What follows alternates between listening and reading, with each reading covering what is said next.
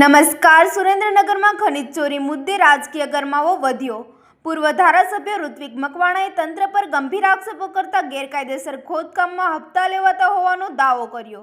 નાના લોકો સામે કાર્યવાહી અને મોટા ખનીજ માફિયાઓ સામે મૌન કેમ તેવા સવાલો પણ ઉઠ્યા છે. ગઈકાલે પોલીસે 42 લોકો સામે કાર્યવાહી કર્યા બાદ મામલો વધુ ચર્ચામાં આવ્યો. વધુ સમાચાર માટે જોડાયેલા રહો. RP Gujarat news, Rajkot.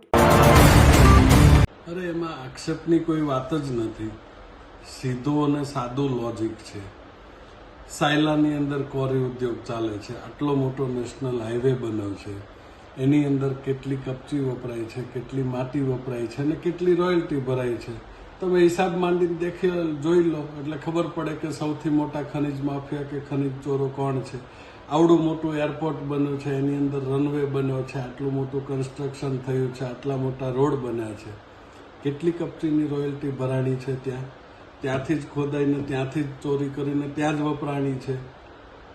સૌથી વધારે ચોરી સરકારી વિભાગો, સરકારી કોન્ટ્રાક્ટરો અને સરકારમાં બેઠેલા અધિકારીઓ કરે છે. થાન વિસ્તારની આસપાસમાં જેટલી પણ કોલસાની ગેરકાયદેસર ખાણો ખોદાય છે, અહીંયાના નાના છોકરાઓને ખબર છે કે 1.5 લાખથી પોણા 2 લાખ રૂપિયાનો હપ્તો જાય છે.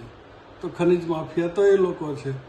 એની વિરુદ્ધ કાર્યવાહી કરવાને બદલે નાના કોઈ ફોનમાં માહિતી આપનારા કે બીજા ત્રીજા નાના માણસોને પકડી અને વાહવાહી લૂંટવાની આ જૂની સિસ્ટમ છે. આમાંથી બહાર નીકળવું જોઈએ. સરકાર ખરેખર ખનીજ ચોરી રોકવા બાબતે ગંભીર હોય તો એ દિશામાં પગલાં લેવા જોઈએ અને નહીંતર આને વ્યવસાયની રીતે કાયદેસર કેવી રીતે કરી શકાય, નાના માણસોને એનું માર્ગદર્શન આપવું જોઈએ, એને મદદ કરવી જોઈએ, એને રેગ્યુલાઇઝ કરવું જોઈએ. આટલો મોટો મોરબીનો સિરામિક ઉદ્યોગ ચાલે છે, અહીંયાના વિસ્તારમાંથી ચાઇના ક્લે અને સિપરાની ચોરી થાય છે, ખબર છે કે ઇન્ડસ્ટ્રીઝમાં જાય છે.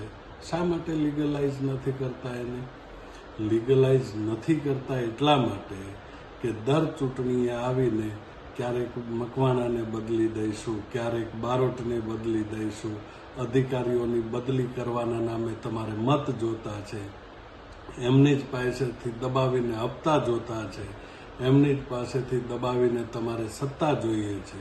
એટલા માટે આ બધું થઈને તમે ચલાવો છો. એટલે આવા નાના માણસોને હેરાન કરવાનું બંધ કરો. નાના માણસોની બદલે તમે ખરેખર કાયદેસર કશું કરવા માંગતા હોય.